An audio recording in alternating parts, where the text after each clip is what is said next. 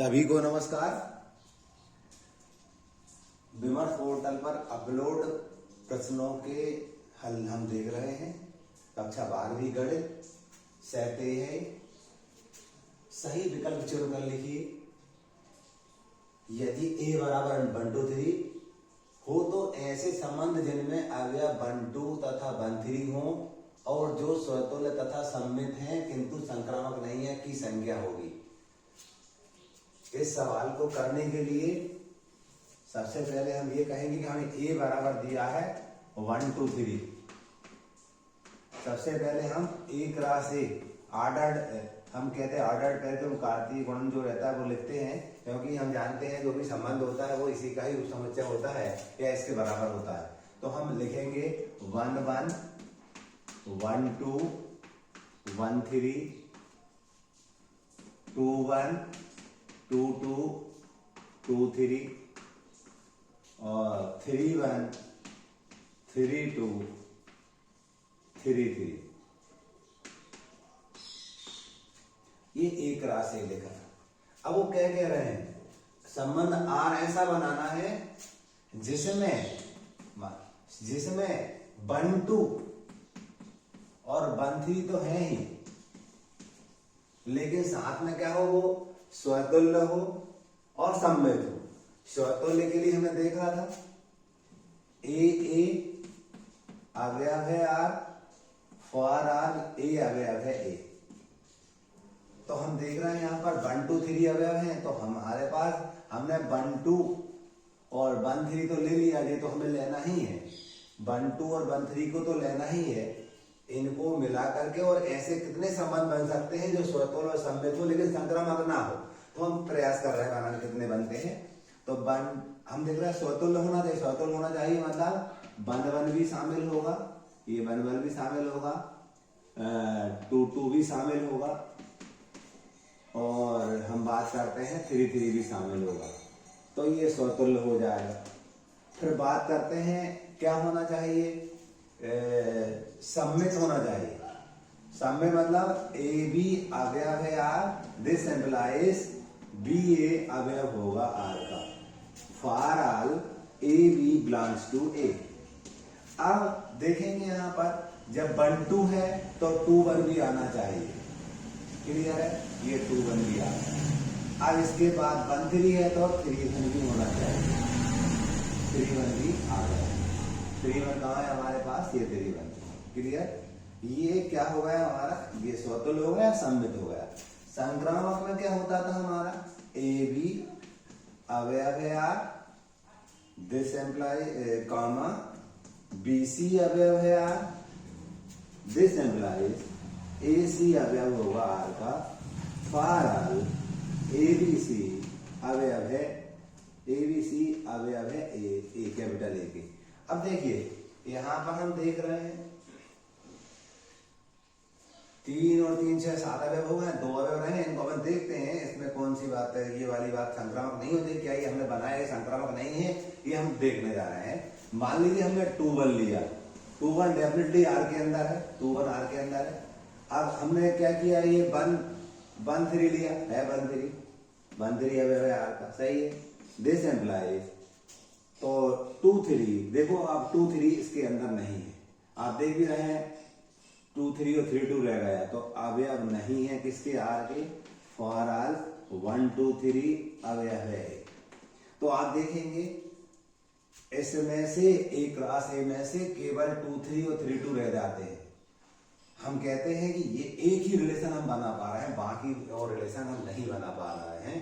तो हम यहाँ पर लिखेंगे ए बराबर 1 2 3 दिया था, 1 2 और 1 3 को शामिल करते हुए हम एक ही रिलेशन बना पा रहे हैं जो स्वतुल्य सममित है और संक्रामक नहीं है। इसका आंसर 1 होगा। उत्तर हम एक याद नहीं करेंगे, इस टाइप से हम निकालेंगे भी उसको। अब आगे देखेंगे, यदि एक्स में संबंध आर स्वतुल्य सममित तथा संक्रामक है तो वह संबंध कहलाता है। देखो कोई संबंध स्वतुल्य सममित संक्रामक होता तो उसे हम तुल्यता संबंध कहते हैं, तो यहाँ पर तुल्यता संबंध कहलाता है। तुल्यता संबंध पर हम टिक लगाएंगे। आप देखेंगे आगे sine inverse 1/x equal to by, तब ये इनमें से कौन सा संबंध सही होगा? हमने देखा था कि मुख्य शाखा का जो परिसर, साइन इनवर्स जो प्रतिलोम फलन है, इसकी मुख्य शाखा का परिसर ये होता -π/2, छोटा बराबर है पाई बाय, छोटा बराबर π/2 के। आगे आप देखेंगे यदि ए बराबर ए आई जे एन क्रॉस एन एक वर्ग आव्यूह है, यदि मतलब ये पंक्तियों की संख्या होती है और एन होती है हमारी स्तंभों की संख्या, ये रो है ये कॉलम दर्शाते हैं, इन दोनों की संख्या बराबर होगी तब उसको हम वर्ग आव्यूह कहेंगे। तो इसमें से कौन सी बात सही होगी? हमारी सी वाली सही होगी। क्लियर? आगे देखिए वर्ग आव्यूह है, सममित आव्यूह होगा यदि a' बराबर a हो। सममित यदि उसका हम परिवर्त निकाला और वही मिल जाए हमें, तो हम कहते हैं वह सममित आव्यूह कहलाता है। आगे देखेंगे आपको कह रहे हैं एक ही का इसके साथ कुल गुणांक क्या होगा? तो इस सवाल को करने के लिए ax दिया है, इसको हम y के बराबर मानते हैं, याद करेंगे और याद भी कर सकते हैं, बाकी हम इसको निकाल भी सकते हैं। दोनों पक्षों का log ले देते हैं हम, log y बराबर x log a हो जाएगा, हम जानते थे इसका 1/y हो जाएगा और y का dy/dx हो जाएगा, और यहाँ करेंगे log a कांस्टेंट था, x का हम करेंगे तो 1 हो जाएगा, तो ये log a आ गया।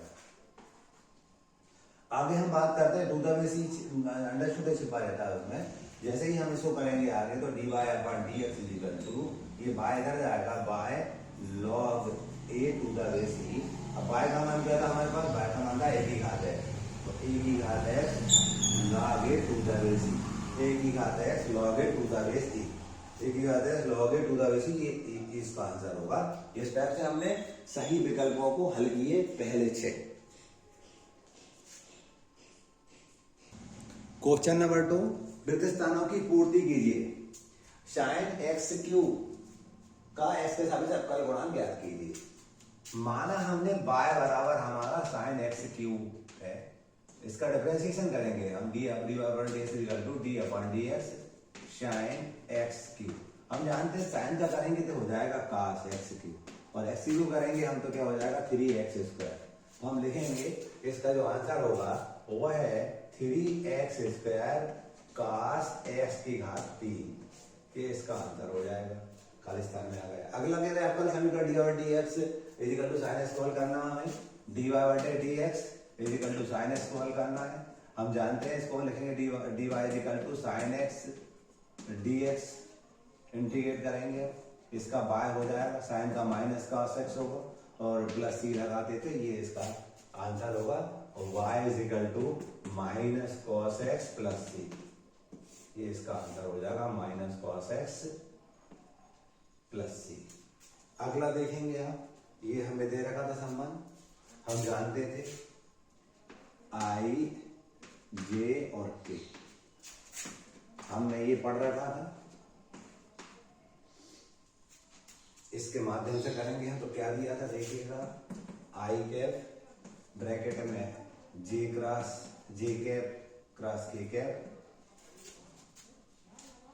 प्लस जे कैप इंटू आई कैप क्रॉस प्रोडक्ट है ये, आई इंटू के प्लस के कैप, ये आई इंटू आई क्रॉस जे।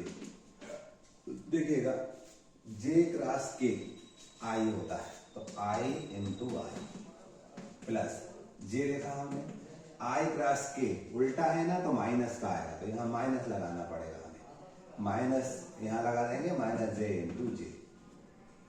जे आई इंटू के है तो ये माइनस जे आएगा, माइनस जब जे आएगा तो माइनस से प्लस का माइनस होगा, जे इंटू जे लिख दिया, प्लस के आई इंटू जे के हो। हम जानते हैं आई इंटू आई 1 होता है, ये -1 ये +1, ये दोनों कैंसिल होगा, 1 आया। इसका जो आंसर होगा वह 1 होगा। मैं सब खालिस्तान को डिब्बे के अंदर लिख रखा है। इस सवाल को करना है हमें, देखिए कॉस था और आप देखेंगे second verse X plus cos second verse X, इसका मान मतलब होता है π/2। ये कॉस 90 अंश होगा और कॉस 90 अंश का मान हम जानते थे 0 होता है, तो हम इसका मान 0 लिखेंगे। आगे देखेंगे E/F यादृच्छिक परीक्षण की 2 स्वतंत्र घटनाएं हैं, तब इसका मान क्या होता है, P इंटरसेक्शन F का मान होता है P इंटू पी एफ होता है। क्या होता है? P इंटू पी एफ होता है। आगे एक दिए हुए वृत्त में खींचे गए सभी आयतों के वर्ग का क्षेत्रफल खालिस्तान होता है तो उच्चिष्ट होता है। उच्चिष्ट होता है, अपना ये क्वेश्चन है, हमने सिद्ध कर रखा बड़े सवालों में, तो हम लिख देंगे उच्चिष्ट होता है, उच्चतम होता है। इस टाइप से प्रयुक्त स्थानों की पूर्ति हमने कर ली है। क्वेश्चन नंबर 3 था, सत्य असत बताना था। इसमें पहला क्वेश्चन था f such that x to y कहलाता है यदि x1 x2 x के लिए x1 बराबर x2 this implies x1 is not equal to x2। यानी क्या होता है, ये सब सही लिखा, लेकिन x1 बराबर होता है x2 के होता है एक एक के लिए, तो ये जो स्टेटमेंट है वो असत्य है। इसके लिए हम असत्य लिख देंगे। डिब्बे के अंदर लिख रखा मैंने, cos इनवर्स x का प्रांत r माइनस -1 होता है। ये गलत है क्योंकि इसका -1 और 1 होता है केवल, ये भी असत्य है हमारा। कुछ बातें हमारी याद करने की, सीधा डायरेक्ट लिख रहा हूँ ना, समझाने की हमको समझाऊंगा भी। प्रत्येक अदिश आव्यूह एक विकर्ण आव्यूह होता है, हम जानते हैं। इस विकर्ण में कोई एलिमेंट होते हैं तो हम कहते हैं कि वह विकर्ण आव्यूह है।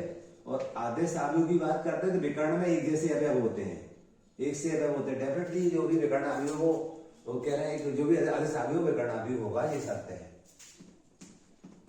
हम जानते हैं ऐसा आव्यूह जिसमें केवल विकर्ण के अनुदिश अवयव हो, बाकी अवयव सब शून्य हो, विकर्ण आव्यूह कहलाता है। लेकिन आदेश आव्यूह क्या होता है? ऐसा विकर्ण आव्यूह जिसके विकर्ण के जो अवयव होते हैं वो एक जैसे हो, उसको आदेश आव्यूह कहते हैं। तो वो कह रहे हैं क्या प्रत्येक आदेश आव्यूह विकर्ण आव्यूह होता है? सही है। आगे आप देखेंगे ये समीकरण दे रखा था, बताना समघाती ये लिखा समघाती समीकरण नहीं है। क्यों? यहाँ x की घात 1 है, y की घात 1 है, यहाँ देखिए यहाँ x की घात और y की घात कुछ नहीं है, 0 है। तो हम कहेंगे ये जो है वो असत्य है, समघाती समीकरण नहीं है, असत्य लिखेंगे हम। आगे वो कह रहे थे कि सदिश का परिमाण √3, हम जानते थे परिमाण निकालते हैं हम इसका i माइनस जे प्लस के, तो i जे के गुणकों को वर्गमूल के अंदर लिख देते हैं। तो 1 का वर्ग ऋण 1 का वर्ग और फिर 1 का वर्ग, तो ये होगा 1 धन 1 तो √3 होगा। तो ये जो हमारा दिया है वो सत्य है। आगे वो कह रहे हैं कि आव्यूहों के गुणन की प्रक्रिया के लिए क्रमिक नियम लागू होता है। हमने देखा है ए बी बी ए के बराबर नहीं होता है, तो ये जो दिया है असत्य है। आव्यूहों में गुणन संक्रिया के लिए क्रम नियम का पालन नहीं होता है।